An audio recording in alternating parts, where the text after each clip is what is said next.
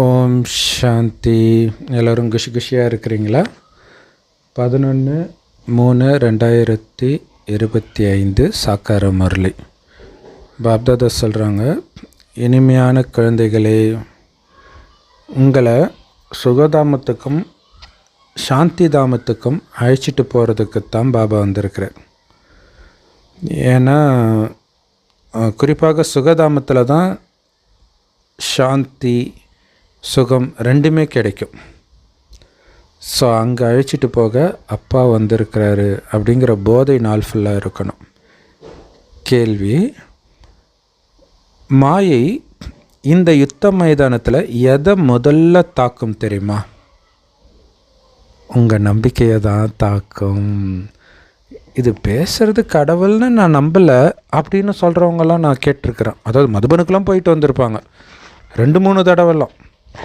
So அப்போ என்னென்னா அவங்க பலகீனங்கள், ஏதோ ஒரு பலகீனத்தில் விழுவாங்க இல்லையா, அதுக்காக நம்பிக்கை இல்லாமல் போயிடும்.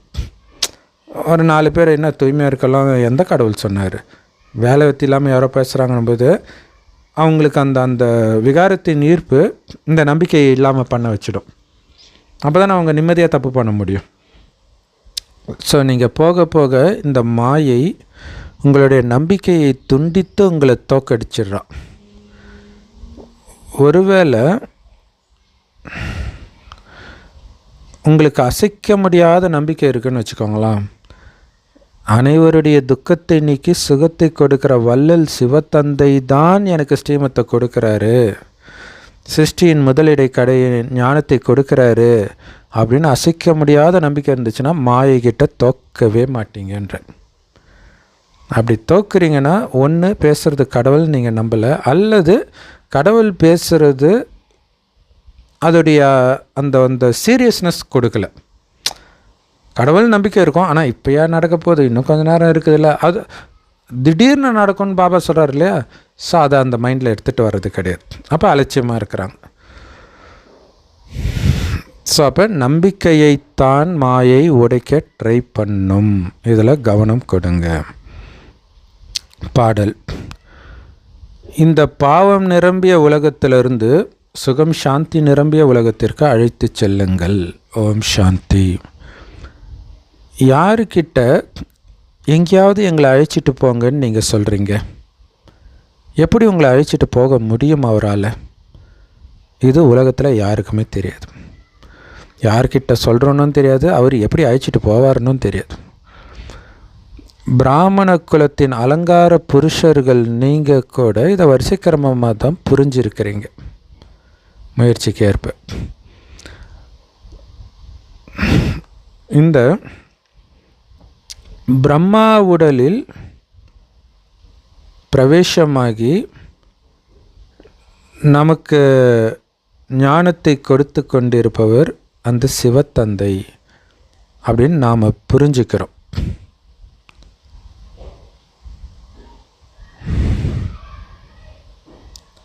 ஸோ அவரை பற்றிய, அதாவது கடவுளை பற்றிய ஞானத்தையும் கொடுக்கிற, சிருஷ்டியின் முதலிடை கடை பற்றிய ஞானத்தையும் கொடுக்கிற அந்த தந்தை இப்போ இந்த ஞானத்தை கொடுப்பதெல்லாம் எதுக்கு? எல்லாருடைய துக்கத்தை நீக்கி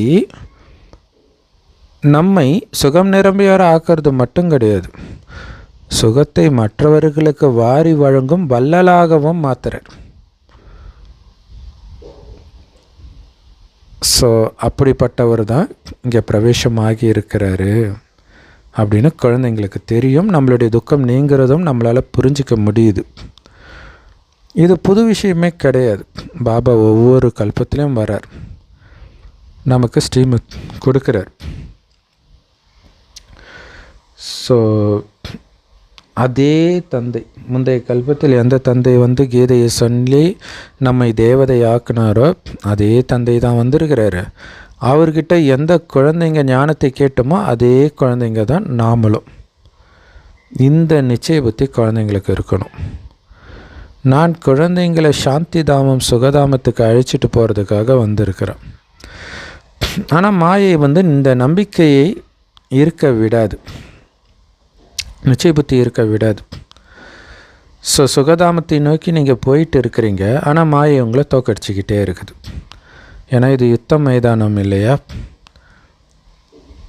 இது யுத்தம். சொர்க்கத்தை திரும்ப அடையிறீங்க, ராவணன் கிட்டேருந்து மீட்கிறீங்க.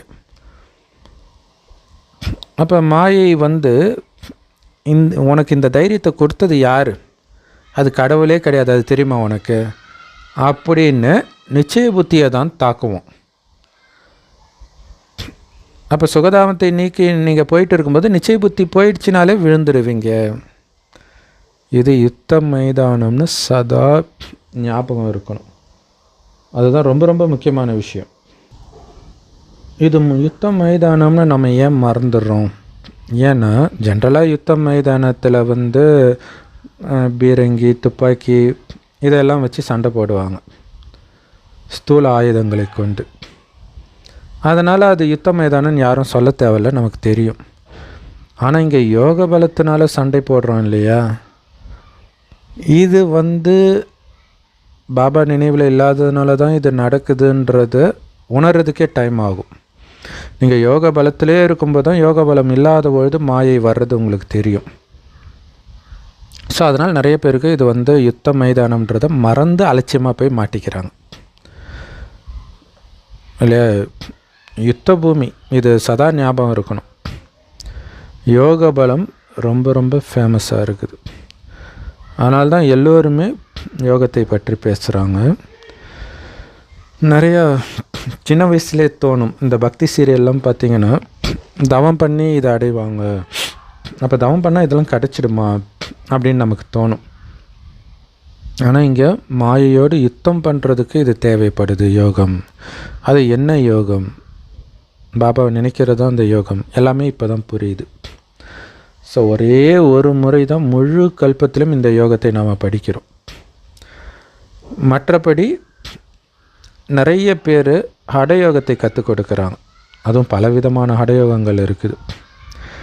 ஆனால் இந்த ராஜயோகம் பற்றி யாருக்குமே தெரியாது.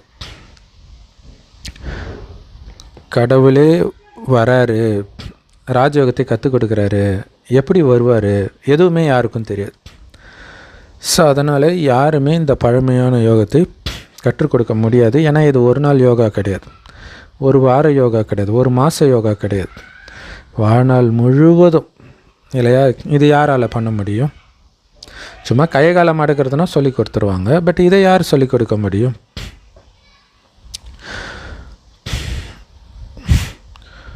ஸோ அதே தந்தை தான், முந்தைய கல்பத்தில் அதே தந்தை தான் நமக்கு ராஜயோகத்தை கற்றுக் கொடுக்குறாருன்னு இப்போ நல்லாவே தெரியுது. ஸோ மனிதர்கள் எல்லாமே அவரைத்தான் பதித்த பாவனா வான்னு சொல்லி நினைக்கிறாங்க. என்னை சுகம் சாந்தி நிரம்பிய உலகத்துக்கு அழைச்சிட்டு போன்னு கூப்பிடுறாங்க.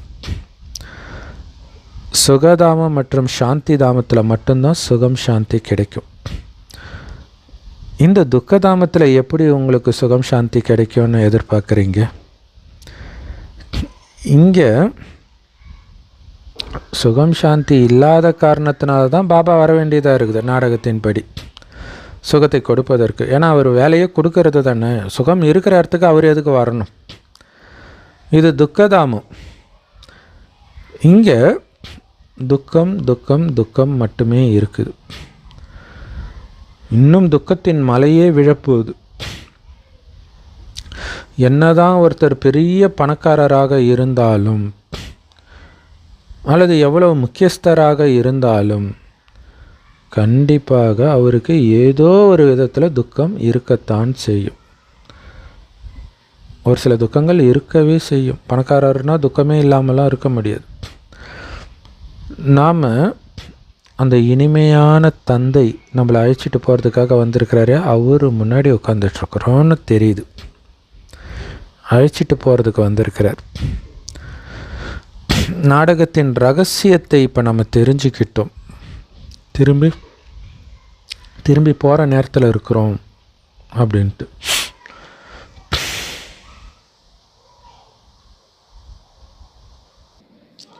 இப்போ பாபா கண்டிப்பாக நம்மளை அவர் கூடவே வீட்டுக்கு அழைச்சிட்டு போயிடுவார். அதுக்கு தான் வந்திருக்கிறார். ஆத்மாக்கள் கிட்ட சொல்கிறார். ஏன் இதெல்லாம் சொல்கிறாரு? ஏன்னா அவர் தான் அனைத்து ஆத்மாக்களுடைய தந்தை. எப்படி ஆத்மாக்கள் பரமாத்மா கிட்டேருந்து வெகு காலமாக பிரிஞ்சிருக்குது அப்படின்ற ஒரு பாட்டு கூட இருக்குது. எல்லா ஆத்மாக்களும் சாந்தி தாமத்தில் ஒன்றாக இருப்போம். ஸோ நீண்ட காலமாக பரந்தாமத்தில் பாபாவோட தான் எல்லா ஆத்மாக்களும் இருக்கிறாங்க. அப்புறம் அங்கேருந்து நாம் நடிக்க வந்துட்டோம். போன குழந்தைங்கள திரும்ப அழைச்சிட்டு போகிறதுக்கு அப்பாவும் வந்துட்டார். ஸோ இன்னும் கொஞ்சம் ஆத்மாக்கள் மேலே இருக்கிறாங்கன்றார் பாபா. இங்கே வந்த பிறகு கூட கொஞ்சம் ஆத்மாக்கள் மேலே இருக்கிறாங்க, அவங்களும் வந்துடுவாங்க. பாபா நிறைய விஷயங்களை இங்கே புரிய வைக்கிறார். ஆனால் வீட்டுக்கு போனோடனே மறந்துடுறீங்க. ஸோ இது ரொம்ப சிம்பிளான விஷயங்கள் தான். அனைவருக்கும் சுகத்தை கொடுக்குற வள்ளல், சாந்தி கொடுக்கக்கூடிய வள்ளல் இங்கே உட்காந்து குழந்தைங்களுக்கு புரிய வைக்கிறார். ரொம்ப கம்மியான குழந்தைங்க தான் இருக்கிறீங்க. ஆனால் உங்களுடைய எண்ணிக்கை கொஞ்சம் கொஞ்சமாக அதிகமாகிட்டே இருக்கும். இப்போ மறைமுகமாக பாபா மேலே உங்களுக்கு அன்பு இருக்குது. நீங்கள் எங்கே இருந்தாலும் உங்களுடைய புத்தியில் பாபா மதுபனில் இருக்கிறாரு அப்படிங்கிறது இருக்குது. பாபா சொல்கிறாரு, என்னை நீங்கள் பரந்தாமத்தில் நினைங்க. ஸோ அதுதான் பாபாவுக்கும் இருப்பிடம், ஆத்மாக்களுக்கும் இருப்பிடம்.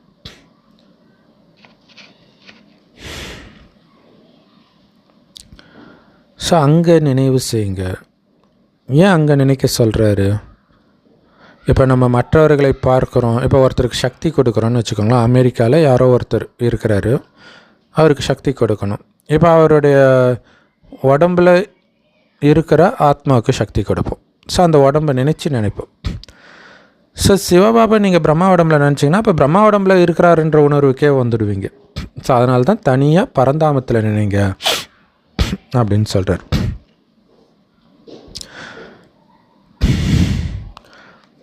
கண்டிப்பாக தாயும் நீயே தந்தையும் நீயேன்னு நீங்கள் யாரை சொன்னீங்களோ அவங்கள நீங்கள் நினைவு செய்வீங்க தானே. ஏன்னா அவரே உண்மையிலே உங்கள் முன்னாடி வந்துட்டார்.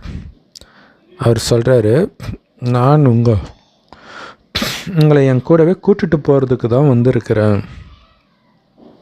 ராவணன் உங்களை அழுக்காக்கி தமோபிரதானமாக்கிட்டான். அதனால் இப்போ நீங்கள் தூய்மையாக சதோபிரதானமாக ஆகணும். பாபா அழைச்சிட்டு போக வந்திருக்கிறார். ஆனால் அவர் இருக்கிற இடம் தூய்மையான இடம். ஆனால் ராவணன் நம்மளை அழுக்காக்கிட்டான், தமோபிரதானமாக்கிட்டான். அப்போ நீங்கள் தூய்மையாக சதோபிரதானமாக ஆனால்தான் போக முடியும். எப்படி அழுக்கானவர்களை நான் அழைச்சிட்டு போவேன்? அப்போ கண்டிப்பாக நீங்கள் தூய்மை ஆகியே தீரணும். இங்கே ஒருத்தர் கூட சதோபிரதானமான மனிதரே கிடையாது. இது பேரே தமோபிரதான உலகம், கலியுகம். ஸோ இது மனிதர்களைத்தான் இதெல்லாம் குறிக்குது. சதோபிரதானம், சதோ, ரஜோ, தமோ, இதோடைய இந்த நிலைகளின் முக்கியத்துவம் மனிதர்களுக்குத்தான் புரிய வைக்கப்படுது. பாபா தன்னுடைய குழந்தைகளாகிய உங்ககிட்ட மட்டும்தான் இதெல்லாம் புரிய வைக்கிறார். இது புரிஞ்சிக்கிறது ரொம்ப ரொம்ப ஈஸி. ஆத்மாக்களாகிய நீங்கள் உங்கள் வீட்டில் இருந்தீங்க, பரந்தாம வீட்டில். தூய்மையான ஆத்மாக்கள் மட்டும்தான் அங்கே வசிக்கும். அழுக்கானவர்களால் அங்கே இருக்க முடியாது. அதோடைய பேரே முக்தி தாமம். எல்லா அழுக்கிலிருந்தும் முக்தி அடைந்து இருக்கக்கூடிய இடம் அது. பாபா இப்போ நம்மளை தூய்மையாக்குறார். தூய்மையாக்கி பரந்தாம வீட்டுக்கு அழைச்சிட்டு போயிடுவார். பிறகு அங்கேருந்து சுகதாமத்துக்கு வந்து நம்முடைய பாகத்தை நடிக்க தொடங்குவோம். பிறகு சதோ, ரஜோ, தமோ இந்த நிலையை கடந்து வருவோம். நீங்கள் தான் என்னை கூப்பிட்டீங்க பாபா, சுகம் துக்கம் சுகம் சாந்தி நிரம்பிய இடத்துக்கு எங்களை அழைச்சிட்டு போங்கன்னு கூப்பிட்டீங்க. சாது சந்நியாசிகளுக்கு எங்கே சுகம் சாந்தி இருக்குன்னு தெரியாது. இப்போ நமக்கு தெரியும் எங்கே சுகம் சாந்தி இருக்குது. 21 பிறவிக்கு சுகத்தை கொடுப்பதற்கு தான் பாபா வந்திருக்கிறார். பாபா நமக்கு யாரெல்லாம் லேட்டாக வராங்களோ, அதாவது துவாபரகத்துக்கு மேலே வந்தவங்க இருக்கிறாங்க இல்லையா, ஸோ அவங்களுக்கெல்லாம் முக்தியை கொடுக்குறார். ஆரம்பத்தில் வந்தவர்களுக்கு சத்கதியை கொடுக்குறார். ஏன்னா லேட்டாக வரவங்களுக்கு பாகமே கம்மியாக தான் இருக்கும். அப்போ அதிக பாகம் கொண்டது குழந்தைகளே நீங்கள் மட்டும்தான் அப்படின்னு சொல்கிறார்.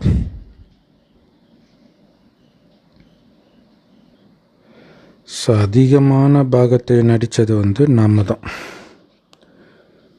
இப்போ நாம் நம்முடைய 84 பிறவிகளின் பாகத்தை முடிச்சிட்டோம். இந்த சக்கரமே முடிவுக்கு வந்துடுச்சு அப்படிங்கிறத நாம் இப்போ தெரிஞ்சுக்கிறோம். இந்த ஒட்டுமொத்த பழைய சிருஷ்டி மரமும் இப்போ அழிக்கப்படணும். உங்களுடைய மறைமுகமான அரசாங்கம் இப்போ இந்த தேவதை கன்று நட்டுக்கிட்டு இருக்குது. அந்த மனிதர்கள் காட்டு மரங்களின் கன்றுகளை நட்டுட்டு இருக்கிறாங்க.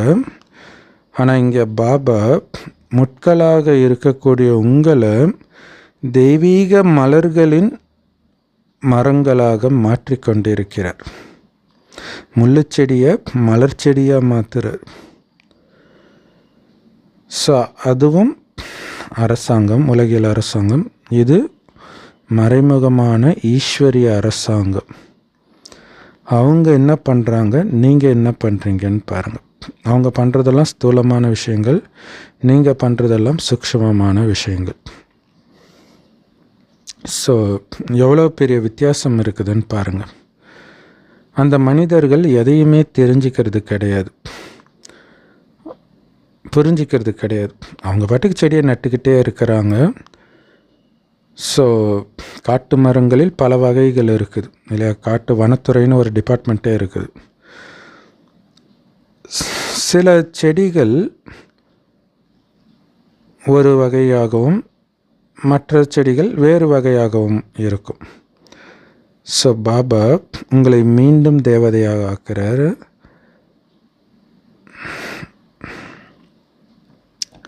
நீங்கள் சதோப்பிரதான தேவதைகளாகத்தான் இருந்தீங்க.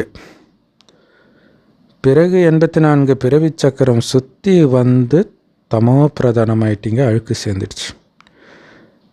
ஆனால் எப்போவுமே சதோப்பிரதானமாக பாபாவை தவிர யாராலையும் இருக்க முடியாது. எல்லோருமே புதியதிலிருந்து பழையதாக ஆகியே தீரணும்.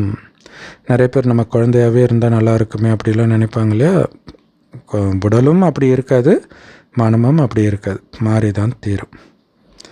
ஆரம்பத்தில் 24 கேரட் சொக்க தங்கமாக இருந்த நீங்கள் இப்போ 9 கேரட் தங்கமாக, கலப்படம் நிரம்பிய தங்கமாக ஆகிட்டீங்க. இப்போ மீண்டும் 24 கேரட் சொக்க தங்கமாக நீங்கள் ஆகணும். ஆத்மாக்கள் நகை மாதிரி ஆயிட்டாங்க. தங்கம் எப்படியோ அப்படித்தானே அதிலிருந்து செய்யக்கூடிய நகையும் இருக்கும். இப்போ பாபா சொல்கிறாங்க, தங்கம் எப்படி இருக்குதோ அதில் இருந்து செய்கிற நகையும் அப்படித்தானே இருக்கும்.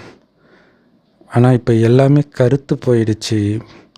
ஆத்மாவும் கருத்து போயிடுச்சு, ஆத்மானால் உருவான உடம்பும் கருத்து போயிடுச்சு, அதாவது அழுக்கானதாகிடுச்சு. ஸோ உங்களுடைய மரியாதையை காப்பாற்றிக்கிறதுக்காக பாபா அசிங்கமாயிட்டீங்கன்னு சொல்லாமல் கருத்து போயிட்டீங்க அப்படின்னு சொல்கிறார். ஆத்மாக்கள் தூய்மையாக இருந்தீங்க, சதோப்பிரதானமாக இருந்தீங்க. ஆனால் உங்களுக்குள்ளே எவ்வளோ கலப்படம் சேர்ந்துடுச்சு. இப்போ பாபா மீண்டும் தூய்மையாகிறதுக்கான வழியை காட்டுறார்.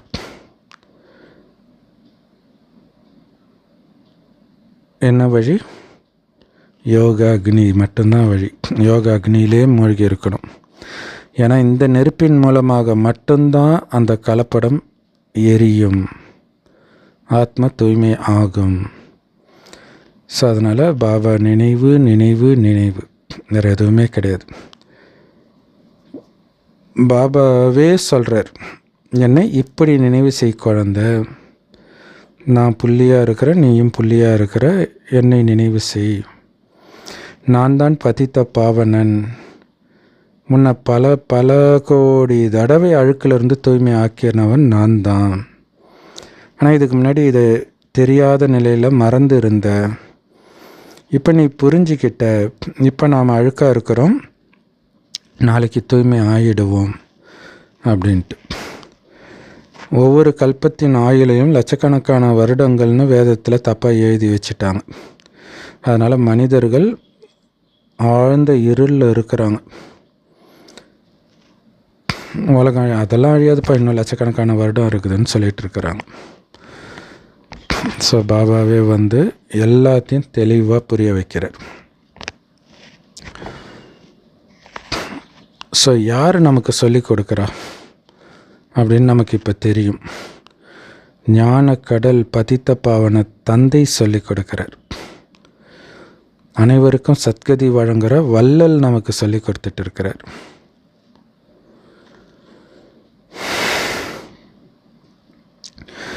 மனிதர்கள் பக்தி மார்க்கத்தில் கடவுளுக்கு எவ்வளோ மகிமை பாடுறாங்க, ஆனால் அதோடைய அர்த்தம் உண்மையிலே அவங்களுக்கே தெரியாது.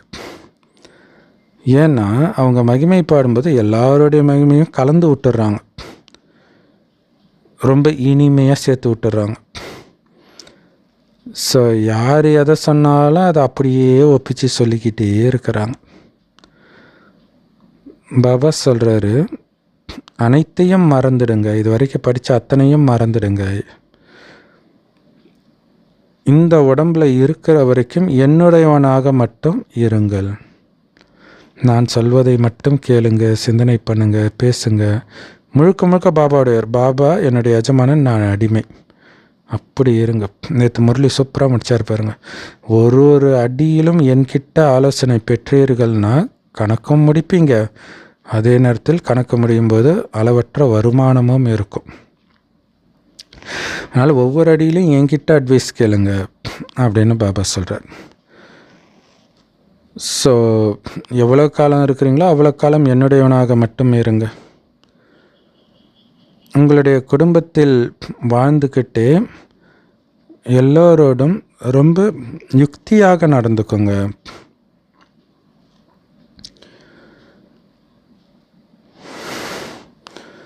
ஸோ இங்கே யுக்தியாக நடந்துக்கிறதுன்றது வந்து, நான் பாபாவுடையவன், பாபா என் கூடவே இருக்கிறாரு, அந்த உணர்வில் இருக்கணும். ஸோ அதாவது பாபா என்னை பார்த்துட்டு இருக்கிறாரு, அவருடையவன் நான் அப்படிங்கிறத, அல்லது அவருடையவள் நான், நம்ம பிரியதர்ஷினி தானே அவருக்கு. ஸோ அவருடையவள் நான்ன்றதை ஒவ்வொரு மற்றவர்கிட்ட பேசும்பொழுதும் அந்த விலகி இருக்கிறது, அன்பு இருக்கணும், அதே நேரத்தில் விலகி, அதுதான் ராயல். ஒரு கணவன் மனைவியே நினச்சிக்கோங்களேன், லௌகீக கணவன் மனைவியே இருக்கிறாங்க. அந்த கணவன் ஒரு ஃபங்க்ஷனுக்கு ஒய்ஃப் அழைச்சிட்டு போகிறான். அந்த ஒய்ஃப் எல்லாருக்கூடையும் பேசுகிறாங்க, நல்லா சிரித்து பேசுவாங்க, ஆனால் அதில் ஒரு விலகிய தன்மையும் இருக்கும். ஏன்னா அங்கே கணவன் பார்த்துக்கிட்டு இருக்கிறான். ஸோ அப்படி அந்த விலகிய தன்மை இருக்கிறது தான் ராயலான மனைவி இல்லையா? அப்படியே மெய் மறந்து அந்த கணவனையும் நக்கல் அடிச்சுக்கிட்டு அந்த மாதிரிலாம் இருந்தால், ஸோ அந்த மாதிரி என்னுடைய கணவன் இருக்கிறாரு, நான் அவருடையவளாக இருக்கிறேன், அந்த உணர்வில் இருக்கணும். ஸோ அப்போ என்ன, அவர் எனக்கு கணவன் மட்டும் கிடையாது, அப்பா, அம்மா, குழந்தை, எல்லாமே. இப்போ ஒரு ரொம்ப செல்ல குழந்தை, பாபா சொல்கிறாரு, நீங்கள் வேறு யாரோட போகிறத பார்க்க கூட எனக்கு பிடிக்கல, மற்றவங்களோட பேசுகிறத பார்க்க கூட எனக்கு பிடிக்கலன்றார். அந்த மாதிரி ஒரு பொசசிவான குழந்தை, பொசசிவான கணவன், பொசசிவான அப்பா, பொசசிவான அம்மா. அப்போ நீங்கள் லௌகீக அப்பா அம்மா கிட்ட பேசும் பொழுது எந்த அளவுக்கு விலகி இருக்குன்னா, இந்த பொசசிவான பாபான்ற அப்பாவோ அம்மாவோ கணவனோ மனைவியோ கொஞ்சம் கூட கோபப்படக்கூடாது. இது ஒரு யுக்தி. அதுக்காக தான் அந்த உறவை வைக்க சொல்கிறார். மனிதர்கள் இருக்கும்போது நீங்கள் எப்படி நடந்துக்குவீங்க, அந்த உறவு இருக்கும்போது அதே மாதிரியே நீங்கள் நடந்துக்கணும். ஸோ யுக்தியோட விலகி பழகணும். அன்பு இருக்கணும், விலகிய தன்மையும் இருக்கணும். அதுதான் ராயல் தன்மைன்றது. ஒரு தந்தையை மட்டும் நினைவு பண்ணுங்க. அவர்களுடையது ஹடயோகம், கைகால அசைக்கிறது. ஆனால் அவர்கள் அதை லட்சியம் இல்லாமல் பண்ணுறாங்க. அதுதான் ஹடயோகம். ஆனால் நான் ராஜா ஆகிற லட்சியத்தை வைத்து இறைவன் நினைவில் இருக்கிறேன். இதுதான் ராஜயோகம். நீங்கள் ராஜயோகிகள்.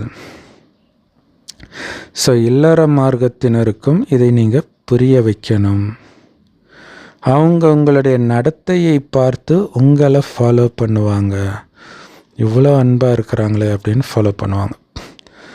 ஸோ அதனால் உங்களுக்குள்ளே நீங்கள் சண்டை போடக்கூடாது, ரொம்ப முக்கியம். பாபா குழந்தை கணவன் மனைவியாக இருக்கிறாங்க அப்படின்னா அக்கம் பக்கத்தில் இருக்கிறவங்களுக்கெல்லாம் ஞானத்தை சொல்வதற்கு நான் பொறுப்பாக இருக்கிறேன்ற உணர்வு இருந்தால் சண்டை போடுவீங்களா? சின்ன சின்ன விஷயத்துக்கெல்லாம். ஒருவேளை சண்டை போடுறீங்கன்னா மற்றவங்க என்ன நினைப்பாங்க பாபா குழந்தைகளை பற்றி? அது உங்களை மட்டும் இல்லை, ஒட்டுமொத்த பிரம்மகுமாரியும் உங்களை வச்சு தான் எடை போடுவாங்க. என்ன சொல்லுவாங்க? பிரம்மகுமாரி அடப்பாப்பா, அவங்களுக்கெல்லாம் பயங்கர கோபம் வரும், நான் பார்த்துருக்குறேன்னுவாங்க. ஸோ அதனால் உங்களுக்குள்ள எந்த விதமான விகாரமும் இருக்கக்கூடாது. மனிதர்களுடைய புத்தியை முழுக்க முழுக்க மழுங்கடித்தது இந்த சினிமான்றார் பாபா. இல்லையா? சினிமா பற்றி சொல்கிறாரு பாருங்க. மனிதர்கள் புத்தியை அவ்வளோ மோசமாக ஆக்கிடுச்சு. அது ஒரு நரகம் மாதிரி. இல்லையா? நம்ம காசு கொடுத்து நம்ம குணத்தை கெடுத்துக்கிறதுக்கு போகிற இடத்துக்கு பேர் தான் சினிமா. அங்கே போகிறதுனால ஒருத்தருடைய புத்தியை கெட்டு போயிடுது. இந்த உலகத்தில் நிறைய அழுக்கான பொருட்கள் இருக்குது.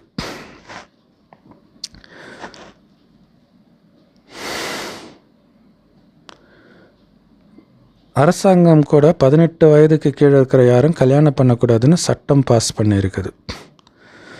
இருந்தாலும் நிறைய குழந்தை திருமணங்கள் நடந்துக்கிட்டு தான் இருக்குது. அவ்வளோ ஏன் கை குழந்தைய கூட கல்யாணம் பண்ணி வச்சிடுறாங்க. பிறந்து சில மாதத்தில் வருடத்திலேயே கல்யாணம் பண்ணி வச்சிடுவாங்க. அப்படி இருக்குது குழந்தை திருமணம். ஸோ பாபா இப்போ உங்களை இந்த அழுக்கான உலகத்திலேருந்து தூரம் எடுத்துகிட்டு போகிறார். ஸோ இது 1969க்கு முன்னாடி வந்த முரளி. ஸோ அப்போ அந்த குழந்தை திருமணம்லாம் நிறையா இருக்கும். இப்போ இருக்குமா தெரியல. அப்படி இருந்தாலும் ரொம்ப ரேராக தான் இருக்கும். ஸோ இந்த அழுக்கான உலகத்துலேருந்து நம்மளை தூரம் எடுத்துகிட்டு போயிடுறாரு. எங்கே எடுத்துகிட்டு போகிறாரு? சொர்க்கத்துக்கு எடுத்துகிட்டு போகிறாரு. சும்மா கிடையாது, அந்த சொர்க்கத்தின் எஜமானராக மாற்றுறாரு உங்களை. பாபா சொல்கிறாரு, பற்றை வென்றவர் ஆகுங்கள், என் ஒருவனை மட்டும் நினைவு செய்யுங்க.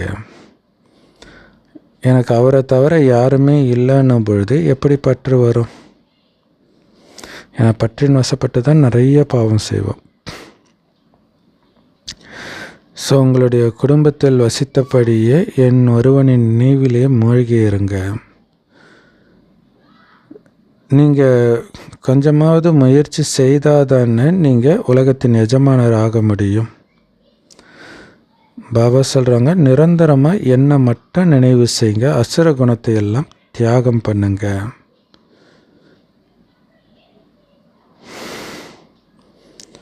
தினம் தினம் நைட்டு சார்ட் எழுதுங்க. ஏன்னா இது உங்களுடைய வியாபாரம். லாப நஷ்ட கணக்கு எழுதுவாங்கள்ல வியாபாரிகள், இது நம்பர் 1 வியாபாரம். துக்கத்தின் உச்சத்தில் சுகத்தின் உச்சத்தை நமக்கு கொடுக்கிறார். ஆனாலும் பெரும்பான்மையானவர்கள் இந்த வியாபாரத்தை செய்ய தயாராக இல்லை. ஸோ இது ரொம்ப ஏழ்மையில் இருப்பவர்களை ஒரு வினாடியில் சிம்மாசனதாரியாக மாற்றக்கூடிய பிஸ்னஸ். அப்போ இது ஒரு மந்திரம் தானே.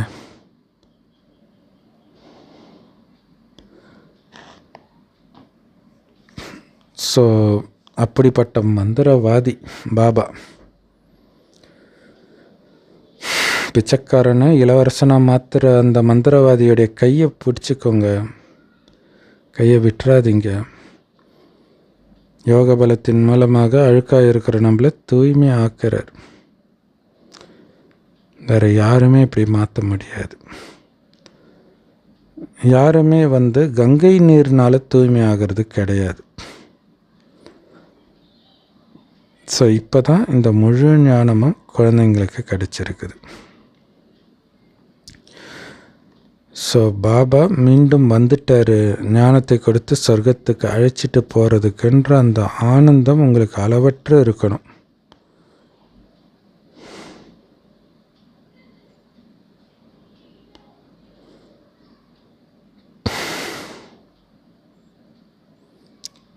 இந்த தேவிகளுடைய பலவிதமான சிலைகள் உருவாக்கி இருக்கிறாங்க. எல்லாத்தின் கையிலும் ஆயுதங்கள் கொடுக்கப்பட்டிருக்குது. அந்த தோற்றமே பயமாக இருக்கிற மாதிரி, அந்த காளி துர்கை இதெல்லாம் பயங்கரமாக தோற்றம் இருக்கிற மாதிரி உருவாக்குறாங்க. பிரம்மா பாபாவுக்கு கூட நிறைய கைகள் கொடுத்துட்டாங்க. எப்படி பிரம்மாவுக்கு லட்சக்கணக்கான கரங்கள் இருக்கும் அப்படின்னு இப்போ புரிஞ்சுக்கிறோம். ஏன்னா எல்லா குமாரிகளும் பிரம்மாவுடைய படைப்பு தானே. அப்போ பிரம்மாவுடைய கைகள் தானே எல்லோரும்.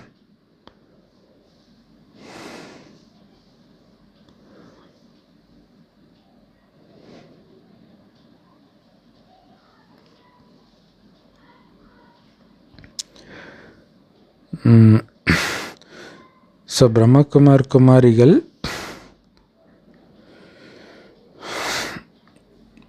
பாபாவுடைய படைப்புகள். ஸோ அப்போ ஒவ்வொரு பிரம்மகுமாரியும் ஒவ்வொரு கைகளாக காட்டிட்டாங்க. நிறைய பிரம்மகுமாரிகளுக்குனால நிறைய கைகள். ஸோ அதனால தான் பிரஜாபித்த பிரம்மாவுக்கு அத்தனை கைகள் கொடுக்கப்பட்டிருக்குது. இப்போ நீங்கள் ரூப் பசந்தாக, அதாவது யோகத்தில் மூழ்கி ஞானமழை பொழிபவர்களாக ஆகியிருக்கிறீங்க. அதனால் யோகத்தில் மூழ்கி பேசணும். அதுதான் ரொம்ப முக்கியமான விஷயம்.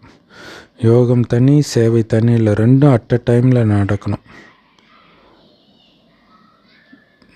உங்களுடைய வாயிலிருந்து நிரந்தரமாக ஞான ரத்தினங்கள் மட்டுமே வெளிப்படட்டும்.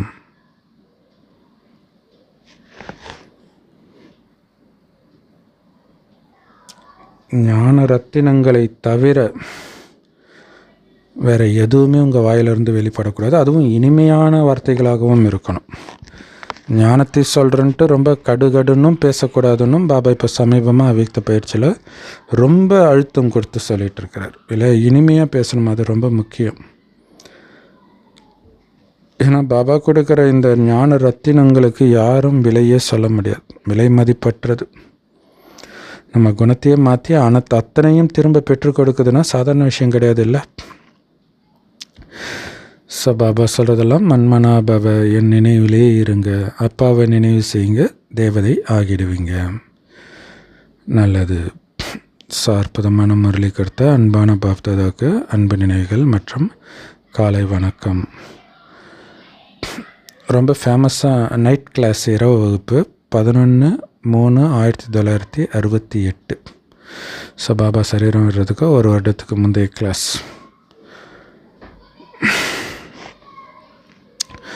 ஃபேமஸான மனிதர்களும் கண்காட்சி திறக்கிறதுக்கு உங்ககிட்ட வராங்க. ஸோ கடவுளை அடையிறதுக்கு நீங்கள் நல்ல வழி கண்டுபிடிச்சிருக்கிறீங்கன்னு சொல்கிறாங்க. எப்படி மனிதர்கள் ஆன்மீக சத்சங்கம் கலந்துக்கிறாங்க,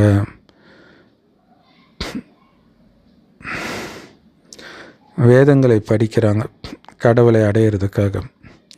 சத்சங்கத்தில் கலந்துக்கிறது, வேதங்களை படிக்கிறது, இதெல்லாம் கடவுளை அடையிறதுக்கான வழின்னு நினைக்கிறாங்க இல்லையா. அந்த மாதிரி இப்போ உங்களுக்கு இந்த வழி கிடச்சிருக்குதுன்னு புரிஞ்சுக்கிறாங்க. ஆனால் இங்கே கடவுள் தான் நடத்துகிறாரேன்ற விஷயம் பாவம் அவங்களால புரிஞ்சிக்க முடியல.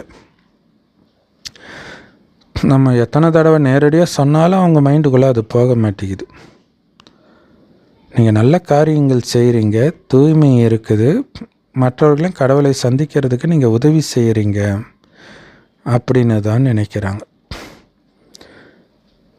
ஸோ தேவிகள் நீங்கள் ஒரு நல்ல பாதையை தேர்ந்தெடுத்துருக்கிறீங்க அப்படின்னு புரிஞ்சுக்கிறாங்க.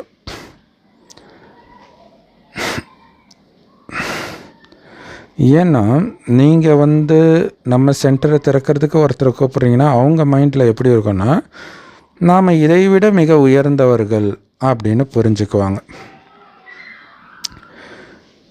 அதிலும் ஃபேமஸானவர்களை கேட்கவே தேவையில்லை இல்லையா?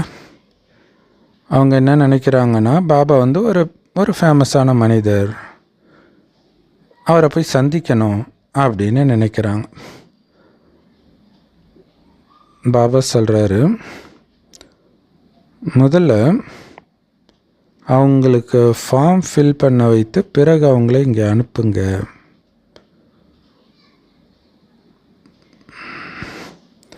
ஸோ அதனால் முதல்ல குழந்தைங்க அப்பாவுடைய முழு அறிமுகத்தை அவங்களுக்கு கொடுக்கணும்.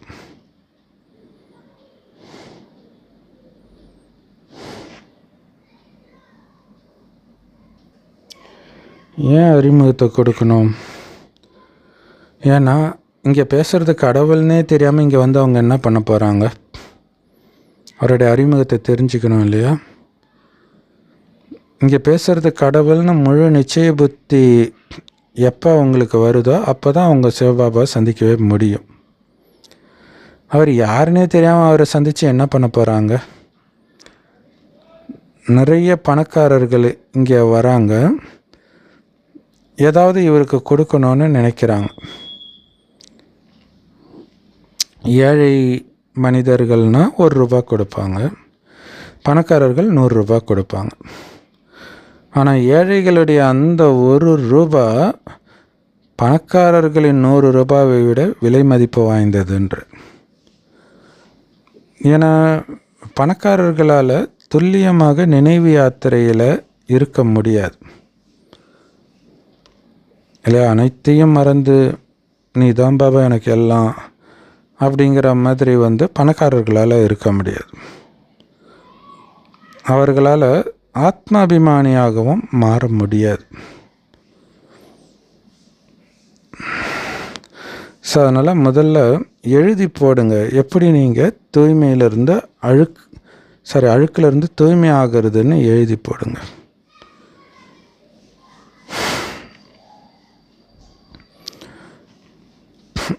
நீங்கள் தமோ பிரதானத்திலேருந்து சதோ பிரதானமாக இப்போ ஆகணும். இதில் உந்துதல் விஷயம்லாம் கிடையாது. பாபா நேரடியாக இந்த ஞானத்தை கொடுக்குறாரு, அதை நீங்கள் ஃபாலோ பண்ணணும், அவ்வளோதான். பாபா சொல்கிறாங்க, நிரந்தரமாக என் ஒருவனை மட்டும் நினைவு செய்யுங்க, அப்போ உங்களுடைய பாவத்துருக்கள் எல்லாம் நீங்கிவிடும் அப்படின்னு சொல்கிறார். என்னை மட்டும் நினைவு செஞ்சுக்கிட்டே இருந்தீங்கன்னா பாவம் அழிஞ்சிடும். மனிதர்கள் கண்காட்சி பார்க்கறதுக்காக வராங்க.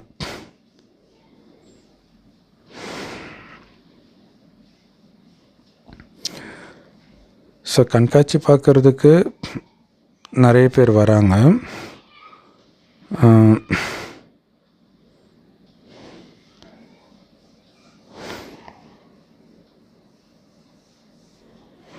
ஆனால் கண்காட்சியிலே எப்போ ஒருத்தர் 2-3 தடவை வராங்களோ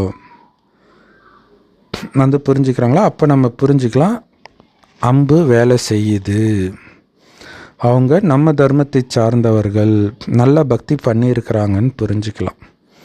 ஸோ அந்த மாதிரி நாங்கள் ஒரு தடவை கண்காட்சியில் கொடுக்கும்போது ஒரு முஸ்லீம் சகோதரர் ஒரு 4-5 தடவை திரும்ப வராரு தனியாக. அதுக்கப்புறம் அவருடைய குடும்பத்தோடு அழைச்சிட்டு கேட்க வைக்கிறார். முஸ்லீம் சகோதரிகள்லாம் நிறைய பேர் வந்திருந்தாங்க. அப்போ சில கேள்விகள்லாம் கூட கேட்குறார். அப்போ அது தேவதை ஆத்மா அப்படிங்கிறத நம்ம புரிஞ்சிக்க முடியுது.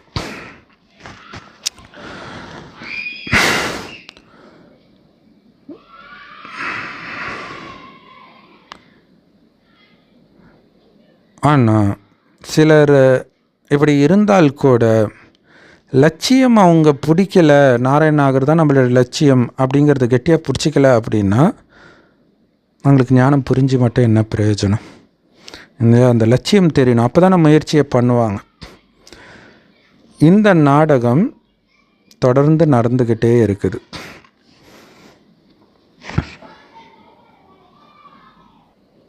ஸோ இந்த நாடகத்தில் எல்லாம் எப்படி நடந்துகிட்டு இருக்குது அப்படிங்கிறத நம்மளால் புரிஞ்சிக்க முடியுது.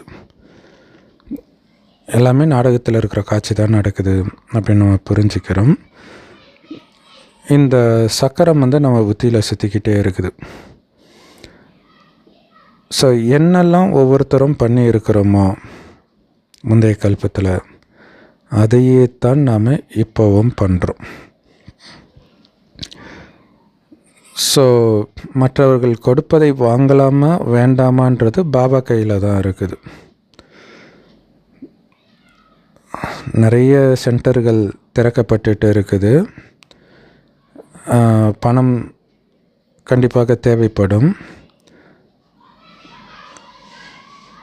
இருந்தாலும் பாபா காசு வாங்கிறது கிடையாது எல்லார்கிட்டேயும். ஏன்னா நாளைக்கு உங்களுடைய பிரபாவம் ரொம்ப எல்லா இடத்துலையும் உங்களுடைய பேர் புகழடையும் பொழுது காசுக்கான அவசியமும் கிடையாதுன்றார். எவ்வளோ கான்ஃபிடென்ஸாக பாபா இருக்கார் பார்த்தீங்களா? ஸோ இங்கே முக்கியமான விஷயமே அழுக்கிலிருந்து தூய்மை ஆகிறது தான். ஏன்னா அதுதான் ரொம்ப கஷ்டமாக இருக்குது. ஸோ அதனால் தூய்மை ஆகிறதுல உங்களுடைய கவனத்தை வைங்க, மற்றதை பற்றிலாம் நீங்கள் கவலைப்படாதீங்க அப்படின்னு சொல்ல. நானும் தூய்மையாகி மற்றவர்களையும் தூய்மை ஆக்கணும், இதில் மட்டும் கவனம் கொடுங்க.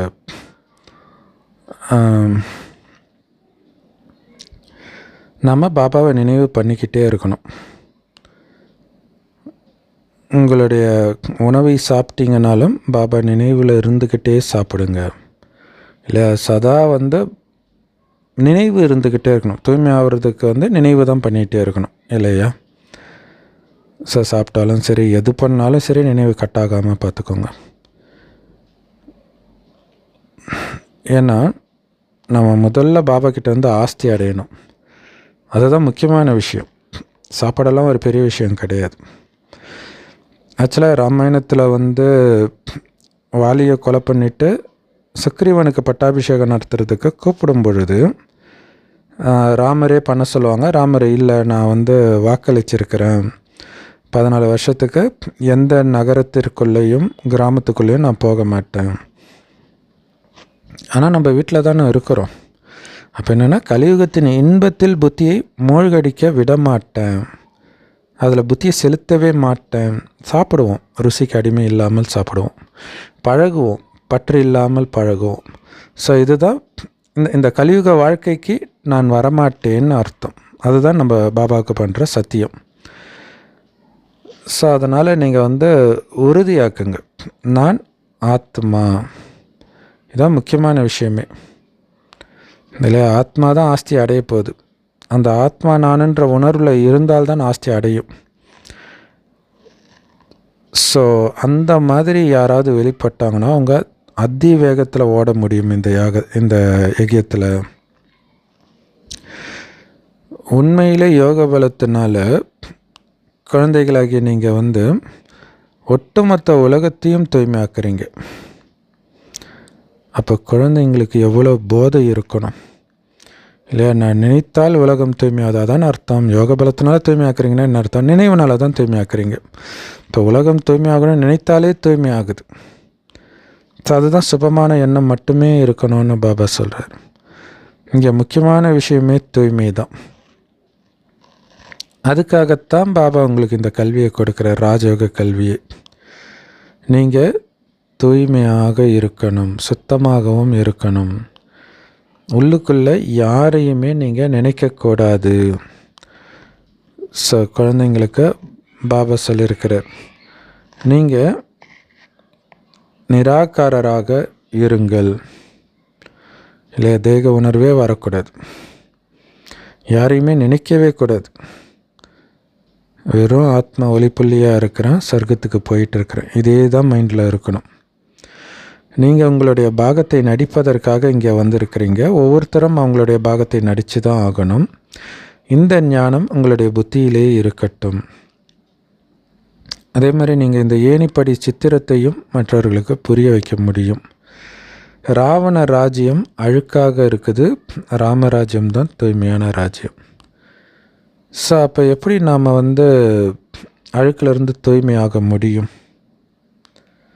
ஏன்னா ராவணராஜ்யமே அழுக்காக இருக்குது, நாமளாம் ராவணராஜ்யம்தான் இருக்கிறோம்.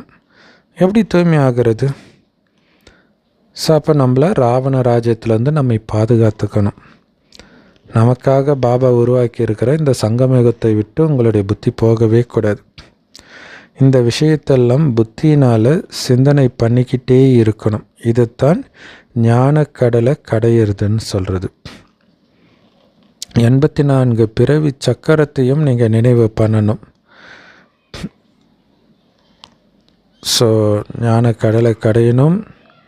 84 பிறவி சக்கரம், என்னென்ன உடம்பில் நாம் இருந்திருப்போம், அப்போ நம்முடைய குணம் எப்படியெல்லாம் மாறி இருக்கும், இதெல்லாம் சிந்தனை பண்ணிக்கிட்டே இருக்கணும். பாபா சொல்கிறாங்க, என்னை நினைவு செய்யுங்க.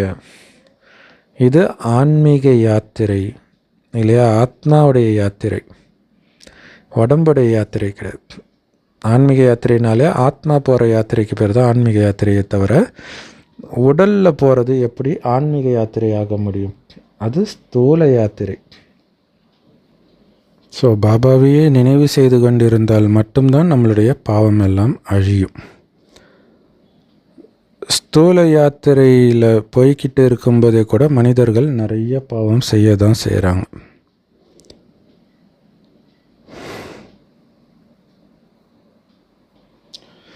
ஸோ இங்கே பாவத்தை அழிக்கிறதுக்காக யாத்திரை பண்ணுறோம். ஆனால் அவங்க அந்த யாத்திரை பண்ணும்போதே இன்னுமே பாவம் தான் செய்கிறாங்க. உண்மையிலே இந்த நினைவு இருக்குது பார்த்திங்களா, இதுதான் நமக்கு பாதுகாப்பு கவசம். கிராமங்கள்லாம் கையில் தாயத்து கட்டுவாங்க இல்லையா, பேய் பிடிக்கக்கூடாது இந்த மாதிரிலாம்.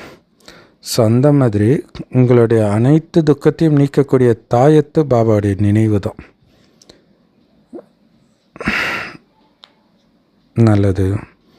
அற்புதமான முரளியை கொடுத்த மிக மிக இனிமையான பாப்தாதாவுக்கு அன்பு நினைவுகள் மற்றும் காலை வணக்கம். பற்றை வென்றவராகி ஒரு பாபாவை மட்டும் நினைவு செய்யுங்க. உங்களுடைய குடும்பத்தில் வாழ்ந்துக்கிட்டே உலகத்துக்கே எஜமானராகிறதுக்கான முயற்சி செய்யுங்க. விகாரங்களை சந்நியாசம் செய்து கொண்டே வாங்க. அதில் பற்றை விட்டு பாபா நினைவுகளே இருக்கணும். குடும்பத்தில் இருந்துக்கிட்டே உலகத்துக்கு எஜமானராகிறதுக்கு முயற்சி பண்ணணும். இது சமஸ்த பொருள். குடும்பத்திலே இருப்போம், ஆனால் உலகத்துக்கே எஜமானராகிறோம். ஏன்னா இங்கே முயற்சியெல்லாம் பாபா நினைவு தான். ஸோ விகாரங்களை தியாகம் பண்ணிக்கிட்டே இருக்கணும். உங்களோட நடத்தை எப்படி இருக்கணும் அப்படின்னா, உங்களை பார்த்த உடனே உங்களை ஃபாலோ பண்ணணும் மற்றவங்கன்னு தோணணும். அந்த மாதிரி நடத்தை இருக்கணும். ஸோ உங்களுக்குள்ளே எந்த விதமான விகாரமும் இல்லை தானே அப்படின்னு செக் பண்ணிக்கிட்டே இருக்கணும். ஸ்லைட்டாக இருக்கிற மாதிரி தெரிஞ்சு டக் டக்குன்னு கட் பண்ணிக்கிட்டே இருக்கணும். வரதானம். உலக சேவாதாரியாகி இரட்டை சேவை செய்வதன் மூலமாக உங்களுடைய அலௌகிக்க சக்தியின் சாட்சாத்காரம் காட்டக்கூடிய உலக சேவாதாரி ஆகுங்கள். வரதானம். உங்களுடைய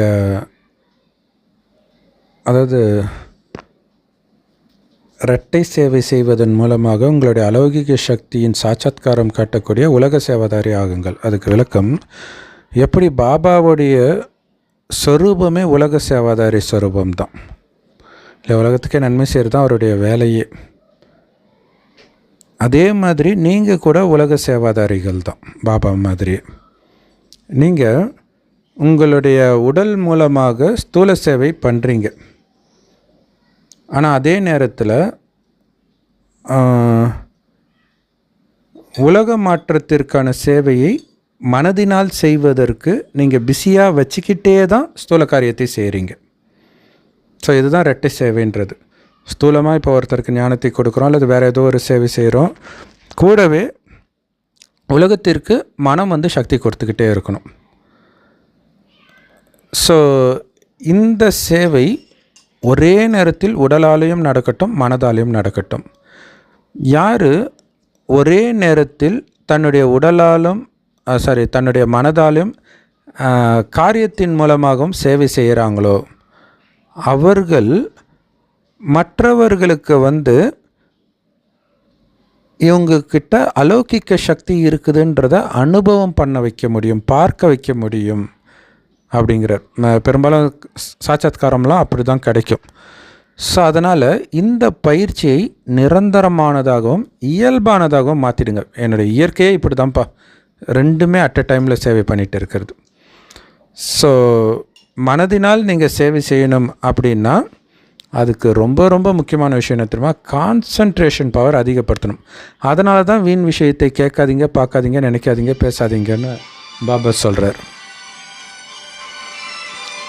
ஸ்லோகன் பாபா சொல்கிறாங்க, எல்லார்கிட்ட இருந்தும் குணத்தை கிரகிங்க, ஆனால் பிரம்ம பாபா மட்டும்தான் ஃபாலோ பண்ணணும். நல்ல குணத்தை மட்டும் எடுத்துக்கணும், மற்றவங்க கிட்ட உள்ள எல்லாத்தையும் எடுத்துக்கிறது கிடையாது. நல்ல குணத்தை மட்டும் எடுத்துக்கணும். பிரம்ம பாபாவை மட்டும் நீங்கள் கண்ணை மூடிட்டு ஃபாலோ பண்ணலாம். அப்போ எந்த அளவுக்கு பிரம்ம பாபா மேலே சிவபாபா நம்பிக்கை வச்சுருக்கிறாரு பாருங்கள். அவரை மாற்றுறதுக்கு நான் இருக்கிறேன்றார். அந்த மாதிரி ஒரு உதாரணமாக நான் மாறணும், மாஸ்டர் பிரம்மா ஆகணும் அப்படிங்கிற லட்சியம் வைக்கணும். ஸோ அவ்யக்த பயிற்சி பாபா சொல்கிறாங்க, சத்தியத்தன்மை மற்றும் நல்லொழுக்கத்தின் கலாச்சாரத்தை பின்பற்றுங்கள். உங்களுடைய சுத்தத்தின் மற்றும் பயமற்ற தன்மையின் ஆதாரத்தில் சத்தியத்தை வெளிப்படுத்துங்க. உங்களுடைய உதட்டின் மூலமாக வரக்கூடிய அந்த சத்தியம் இருக்குது இல்லையா, ஒரு அத்தாரிட்டியாக நீங்கள் சத்தியத்தை சொல்கிறீங்க. ஏன்னா உங்களுக்கு தெரியும், நம்ம கடவுள்கிட்ட கேட்குறோம், இது சத்தியம்தான்ட்டு. இது தானாகவே பாபாவை வெளிப்படுத்தும். இது ரொம்ப ரொம்ப ரொம்ப ரொம்ப முக்கியமான விஷயம். ஏன்னா ஜென்ரலாக நமக்கு மற்றவர்கள் சொல்லும்போது என்ன அதுவும் இதுவும் ஒன்றா, இது கடவுளுடைய ஞானம் அப்படின்ட்டு ஒரு கோபம் இதெல்லாம் வரும் இல்லையா, அதெல்லாம் தேவையே இல்லை குழந்தை, நீ அமைதியாக சொல்ல அவங்களுக்கு புரியுன்றார். ஸோ தொடர்ந்து பாபா இதை தான் சொல்லிகிட்டு இருக்கிறார் இந்த ஒரு வாரம் ஒரு மாதமாகவே. அதுக்கு நீங்கள் ஒன்றில் மட்டும் கவனம் கொடுங்க. அதில் அந்த ஆக்ரோஷமாக பேசி அந்த புத்திசாலித்தனத்தை காட்டுறது, மற்றவங்க தப்புன்னு ப்ரூவ் பண்ணுறதுல முயற்சி பண்ணுறதுக்கு பதிலாக வேறு ஒரு விஷயம் பண்ணுங்கள். அது என்னென்னா, அந்த இடத்தையே ஈஸ்வரிய பாம் போட்டு மாற்றிடுங்கன்றார். வைப்ரேஷனை மாற்றுறதுல கவனம் கொடுங்க. அது எப்படி? ஈஸியான வழி பாபா சொல்கிறார். ஒன்றுமே கிடையாது. உங்கள் உதட்டுலேயும் மனதிலையும் சதா பாப்தாதா பாப்தாதா பாப்தாதா பாப்தாதான்ற மந்திரம் ஒலிச்சிக்கிட்டே இருக்கட்டும். அவர் பண்ணுறார், அவர் பண்ணுறார், அவர் பண்ணுறார். அந்த வைப்ரேஷன் அந்த இடத்தையே மாற்றன்றார். எப்படி ஸ்தூலமாக நீங்கள் ஒரு ஜபமாலையை உருட்டிக்கிட்டு ஓம் நமசிவா ஓம் நமசிவா சொல்கிறீங்க பார்த்தீங்களா, அந்த மாதிரி மனதினால் இந்த விழிப்புணர்வு இருக்கணுன்றார். எப்போவுமே அந்த பாபா பாபான்றது உங்கள் உதட்டுனால சொல்லிக்கிட்டு இருக்கிற மாதிரியே நினைங்கன்றார். பாபா வாயை திறந்து நீங்கள் பாபான்னு கூட சொல்ல தேவையில்லைன்னு ஒரு அர்த்தத்தில் சொல்கிறார். உங்களுக்கு எந்த கஷ்டமும் கொடுக்கலன்றதுக்காக சொல்கிறார். அதுக்காக நீங்கள் அப்படி பண்ணவே கூடாதுன்னு அர்த்தம் கிடையாது இல்லையா? நம்ம நினைவுக்காக அதுவும் முடியும்னா, இப்போ சிலருக்கு மட்டும்தான் வாய் விட்டு படிக்காமலே படிக்கிறது புரியும். பெரும்பான்மையான குழந்தைங்க வாய் விட்டு படித்தா மட்டும்தான் புரியும். ஆனால் அவங்களும் அமைதியாக இருப்பாங்க, நல்லா படிக்கிற பசங்க மாதிரியே. அதனால இவங்க மைண்டில் ஏறவே ஏறாது. ஸோ நமக்கு பாபா நினைவு கட்டாகாமல் இருக்கிறதுக்கு என்ன பண்ண முடியும்? பிரம்மபாபா பைத்தியக்காரன் மாதிரி சவுத்துலலாம் கிரிக்கிட்டு இருந்தார். நான் ஒரு புள்ளி ஆத்மா இப்படியெல்லாம். இப்போ பாருங்கள், அவரே அவ்வளவும் பண்ணுறாருன்னா நம்ம எப்படி பண்ணணும்? குழந்த மாதிரி தவழ்ந்தெல்லாம் போயிட்டுருப்பாராம். அப்படியே அந்த இதுலேயே இருக்கிறார் அவர். ஸோ அப்படி நீங்கள் வாயு மண்டலத்தை மாற்றுங்க. ஜபமாலை உருட்டும் போது எப்படி அவருடைய பேரை ஜபிச்சுட்டே இருப்பாங்களோ அந்த மாதிரி பாபாவுடைய பேரை ஜபிச்சுக்கிட்டே இருங்க. உங்கள் ஒவ்வொருத்தருடைய சேவை செய்கிற இடத்துல இருக்கிற ஒவ்வொருத்தருடைய உதட்டிலும் வரக்கூடிய மந்திரமாக என்னோட பாபா என்னோட பாபா என்னோட பாபான்றது தொடர்ந்து இருந்துக்கிட்டே இருக்கட்டும்.